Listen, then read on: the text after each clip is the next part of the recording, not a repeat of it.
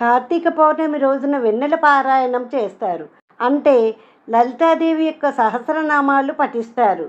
ఈరోజు దీపారాధన చేయడం వలన ముక్కోటి దేవతలను పూజించిన పుణ్యమే కాకుండా సకల నదుల్లో స్నానం చేసిన పుణ్యం వస్తుందని మనకు పురాణాల ద్వారా తెలుస్తుంది. ఈ రోజున చేసేటటువంటి స్నానాలు, జపాలు, దీపదానము, శివాలయ దర్శనాలు, అభిషేకాలు ఇవన్నీ కూడా చేయడం వలన మనకు ఎన్నో వేల రెట్ల ఫలితం వస్తుందని, అఖండ ఐశ్వర్య ప్రాప్తి కలుగుతుందని పురాణాల్లో తెలియజేయడం జరిగింది.